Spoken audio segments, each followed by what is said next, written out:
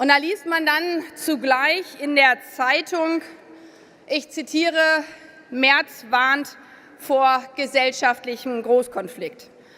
Und angesichts der letzten 3 krisenbehafteten Jahre denke ich da natürlich als Außenministerin, oh, jetzt bist du wieder gefragt, sondern ich sage das vor allen Dingen, weil diese letzten Monate, diese schwierigen Entscheidungen nicht spurlos an uns als Partei, nicht spurlos an Robert Habeck, an all unseren lieben Kabinettskolleginnen vorbeigegangen sind, nicht spurlos an mir vorbeigegangen sind als Außenministerin. In einem vereinten Europa dem Frieden in der Welt zu dienen, dafür steht diese Partei. Dafür stehe ich als Außenministerin, dafür steht unser Kanzlerkandidat Robert Habeck.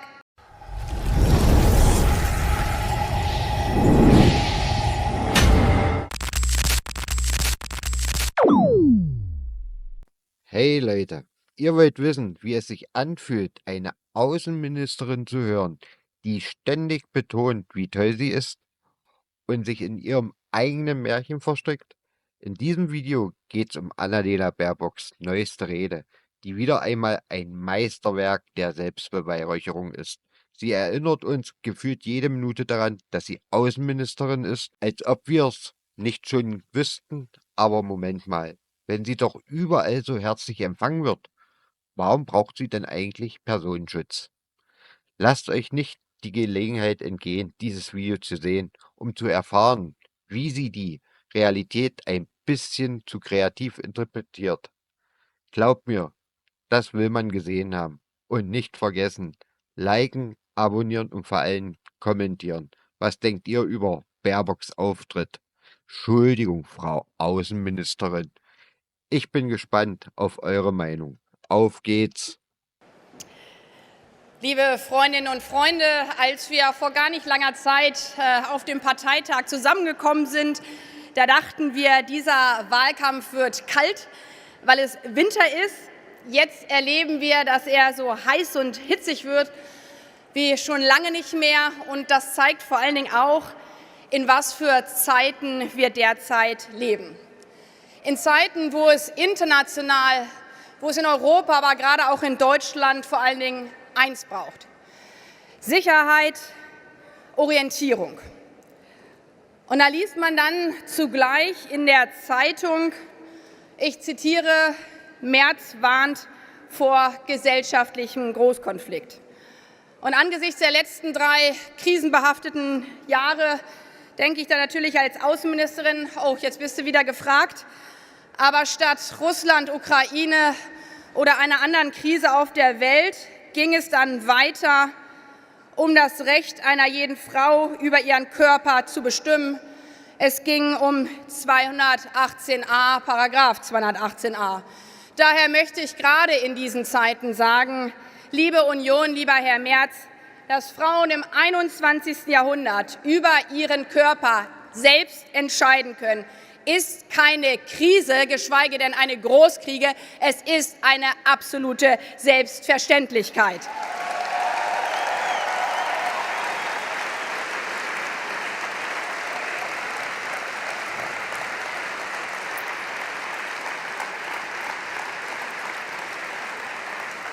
Und wie selbstverständlich das ist, zeigt unser Nachbarland Frankreich, was ja in den gleichen turbulenten Zeiten lebt wie wir.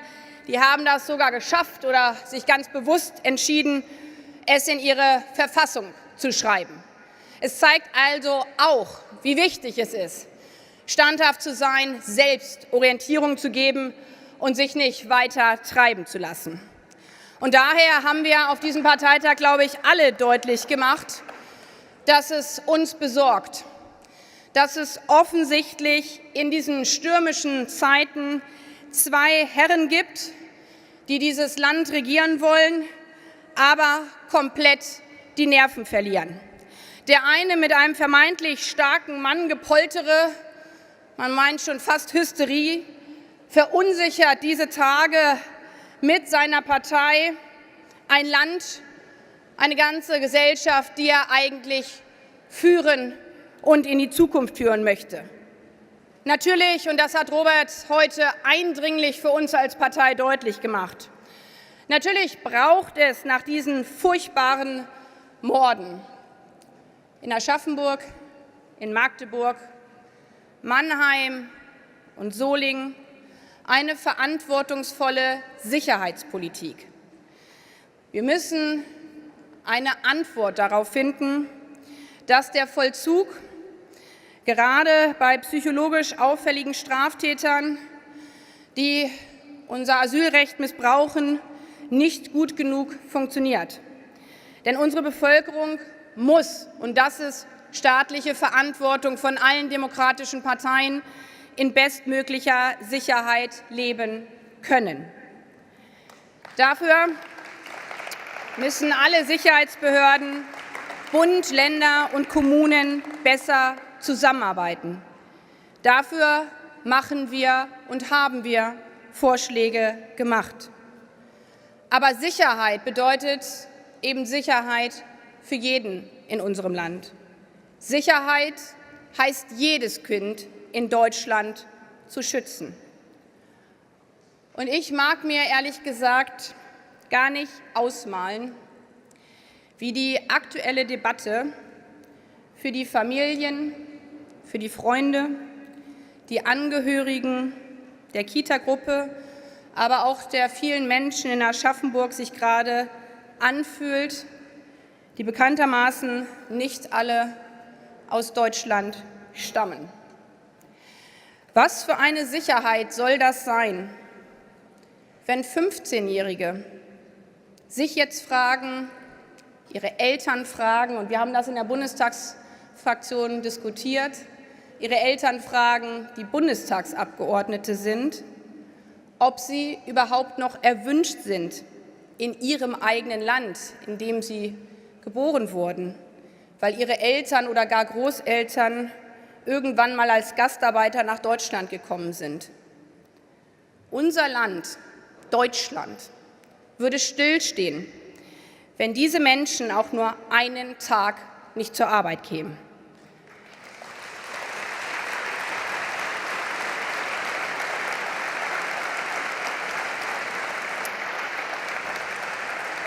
Daher ja, in diesen stürmischen Zeiten gibt es weder in den Krisen der Außenpolitik die einfache, perfekte Antwort, und das gilt auch in der inneren und in der Sicherheitspolitik.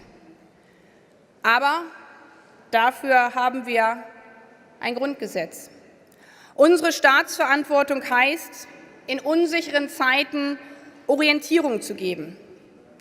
In unsicheren Zeiten gerade innere Sicherheit, äußere Sicherheit und eine starke Gesellschaft nicht gegeneinander auszuspielen. Und genau deswegen haben wir uns nicht nur in den 3,5 Jahren, sondern vor allen Dingen auch im letzten Jahr als Bündnis 90 Die Grünen, als Regierungspartei immer wieder diesen schwierigen Fragen gestellt. Und es war nicht einfach, gerade für uns als Partei, dass wir neue Sicherheitsgesetze beschlossen haben. Aber wir haben es getan, weil wir es richtig fanden. Wir haben nach den furchtbaren Taten im Sommer dann als Bundesregierung im Kabinett GEAS, das europäische Asylrecht, in nationales Recht umgesetzt. Wir haben ein Sicherheitspaket im Bundestag beschlossen, vor einigen wenigen Monaten, inklusive Gesichtserkennung, inklusive biometrischer Datenabgleiche, also der Punkte, die gerade jetzt als so notwendig mitdiskutiert werden. Und wer blockiert diese Sicherheitsmaßnahmen und holt die für verfassungs- und europarechtswidrig erklärte Idee der einseitigen nationalen Grenzabriegelung wieder aus der Mottenkiste? Die Union. Ist das Regierungsverantwortung? Ich weiß es nicht, warum genau in diesen Zeiten solche Ideen noch mal in den Raum gestellt werden.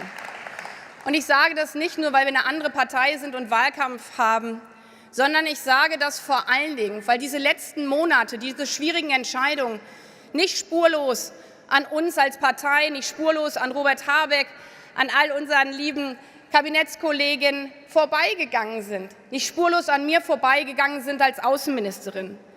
Wie viele Nachrichten habe ich gerade von unseren engsten europäischen Partnern und Freunden im Frühherbst bekommen, von meinen Außenministerkollegen. Und leider sind da nicht so viele grüne andere mit dabei, sondern vor allen Dingen Konservative und Liberale, die gefragt haben, Annalena, was macht ihr da?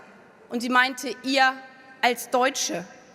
Die geschrieben haben, bitte bleibt standhaft, macht unser gemeinsames Europa nicht kaputt.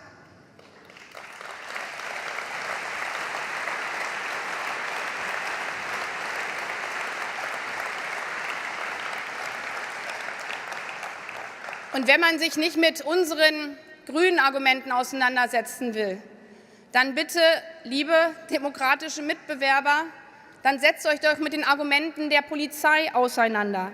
Die Gewerkschaft der Polizei hat bereits im Sommer deutlich gemacht, wie sollen wir das eigentlich leisten, wenn wir ohnehin schon innerhalb Deutschlands an Flughäfen, an Bahnhöfen, in der Fläche, gerade in den großen Flächenländern, zu wenig Polizistinnen und Polizisten haben. Sie haben das erneut dieser Tage wieder deutlich gemacht, und ich freue mich sehr, dass wir die Gewerkschaft der Polizei heute hier auch zu Gast haben. Aber es waren ja nicht nur die europäischen Nachbarn. Es war ja nicht nur unsere eigene Polizei, sondern in den letzten Monaten ist ja noch einiges anderes passiert. Es waren die Ärzte in unserem Land, auch keine politische Vorfeldorganisation von irgendeiner Partei, sondern das Rückgrat unseres eigenen Gesundheitssystems, die regelrecht aufgeschrien haben, als nach dem Sturz von Assad die Union in offensichtlicher Unkenntnis des Nahen Ostens als allererstes forderte, alle Syrer sollten jetzt aber auch mal zurück nach Syrien kehren. Die Verunsicherung der Union greift mittlerweile so tief, dass nicht nur Krankenhäuser besorgt sind, weil sie ohne die vielen Ärzte und Pflegekräfte aus dem Ausland kaum mehr funktionieren würden. Ihr wisst, ich komme aus Brandenburg und natürlich mache ich auch dort Wahlkampf. Ich war am Donnerstag mitten in Brandenburg bei den Wirtschaftsjunioren und das hat dann stattgefunden in einer Familientraditionsbäckerei mit über 200 Angestellten. Und da haben wir über die Herausforderungen unserer Zeit diskutiert und ihr seid ja auch viel im Land unterwegs mit Handwerksbetrieben. Und die haben deutlich gemacht, dass die hohen Energiekosten nach wie vor für sie sehr herausfordernd sind. Dass es schwierig ist, weiterhin Qualitätsprodukte, gerade auch in Flächenländern wie bei mir, zu produzieren im Wettbewerb mit den Supermarktketten. Aber ihr Hauptanliegen, als ich da mitten in der Backstube stand am Ofen und gerade ein frisches Brot bekommen habe, war, bitte, bitte, Frau Baerbock, bleiben Sie so klar und standhaft. Wir haben hier über Jahre ausgebildet. Wir haben das, was die Politik von uns verlangt hat, Geflüchtete integriert. Deswegen können Sie auch nicht mit jedem hier sofort auf Deutsch alles besprechen, welche Brotsorten das sind. Wir haben sogar im Ausland Fachkräfte angeworben. Wir haben hier mitten in Brandenburg in unserem Familienunternehmen 17 verschiedene Nationen.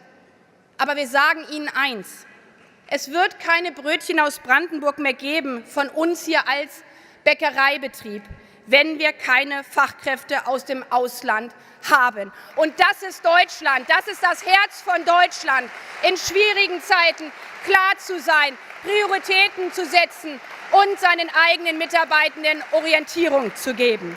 Das ist das Deutschland, auf das wir stolz sind und was wir uns nicht schlechtreden lassen. Denn morgens, mitten in Deutschland, da wird doch beim Bäcker nicht gefragt, woher kommen Sie eigentlich, bevor man seine Brötchen bestellt. Mitten in Deutschland, da diskutieren die Kids auf dem Bolzplatz doch nicht, wie gut jemand eigentlich Deutsch spricht, wie viel die Eltern eigentlich so verdienen, sondern es zählt, ob der Mitspieler eine gute Ecke schießt. Denn den Jugendlichen ist klar, man verliert gemeinsam, aber man gewinnt eben auch gemeinsam. Und das ist unser Land. Vielfalt als Chance, Vielfalt als Stärke. Denn nur gemeinsam können wir gewinnen, nur gemeinsam sind wir stark.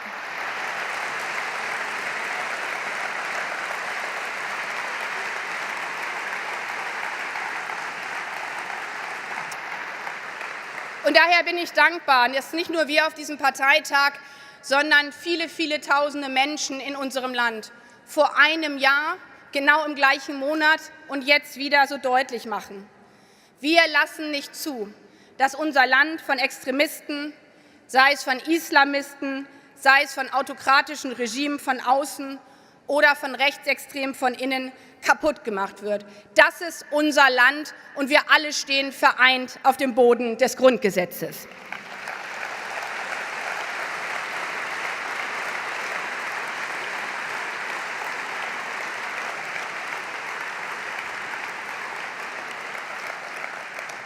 Und deswegen sind wir, glaube ich, alle so ein bisschen konsterniert gerade, weil die Union ja eigentlich als wertkonservative Partei genau das immer wieder hochgehalten hat. In Krisenzeiten, in stürmischen Zeiten, und die hat unser Land sehr, sehr oft in den letzten Jahrzehnten erlebt, immer wieder die Kraft gefunden hat, die Brandmauer hochzuhalten und deutlich gemacht hat, das ist keine parteipolitische Frage, sondern das nennt man Staatsverantwortung. Deutlich gemacht hat, das Hochhalten der Brandmauer, das ist unser aller Auftrag, und unser aller Maßstab dafür ist das Grundgesetz. Auf seinem Fundament leben jeden Tag 84 Millionen Menschen zusammen. Sein Fundament schafft den Rahmen für unsere freie und soziale Marktwirtschaft. Denn Interessen und Werte sind kein Gegensatz. Auch dafür stehen Bündnis 90, die Grünen, und dafür steht eigentlich auch unser Grundgesetz.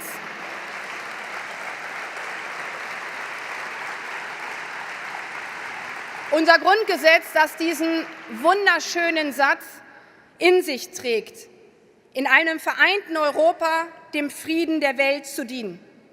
Auch das ist unsere Verantwortung, auch das ist unsere Stärke. In einem vereinten Europa dem Frieden in der Welt zu dienen. Dafür steht diese Partei. Dafür stehe ich als Außenministerin, dafür steht unser Kanzlerkandidat Robert Habeck, und dafür geht es für uns bei dieser Bundestagswahl.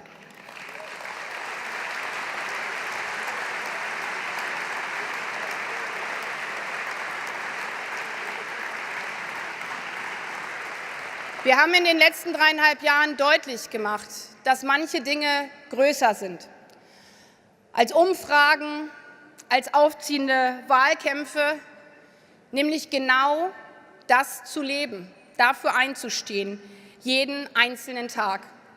Und daher möchte auch ich Danke sagen, dass wir in all diesen 3,5 Jahren, und irgendwo war immer eine Landtagswahl, wir hatten eine Europawahl, wir hatten viele Kommunalwahlen, und wir haben jetzt diese vorgezogene Bundestagswahl. Aber dass es bei uns in der Partei nie eine Frage war, ob wir wackeln, weil plötzlich Wahlkampf ist.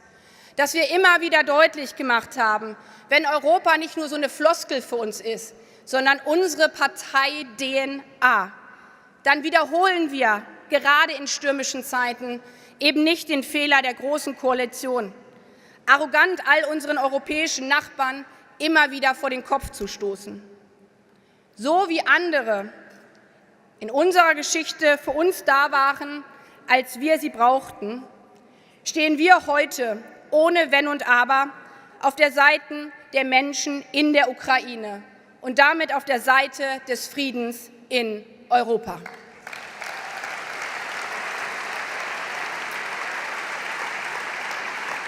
Wenn andere sagen, sie wollten jetzt aus dem Klimaabkommen austreten, sagen wir jetzt erst recht. Denn kein Geld der Welt, das sehen wir gerade in Kalifornien, kann vor Klimakatastrophen alleine schützen. Die Industrie der Zukunft wird klimaneutral sein, und unser Anspruch bleibt daher, Europa zum ersten klimaneutralen Kontinent zu machen. Deutschland ist stark. Deutschland ist stark. Unsere Zuversicht hat 84 Millionen Gründe. Und unter diesen 84 Millionen Gründen sind 160.000, von denen ich weiß, dass jeder und jede einzelne von Ihnen jeden Tag kämpfen wird. Jeden einzelnen der 28 Tage, die uns noch bleiben. Denn das ist unser Land, es ist unser Europa und wir lassen es uns nicht kaputt machen. Und jetzt heißt es, auf in den Wahlkampf, gemeinsam sind wir stark, Greens United. Danke euch.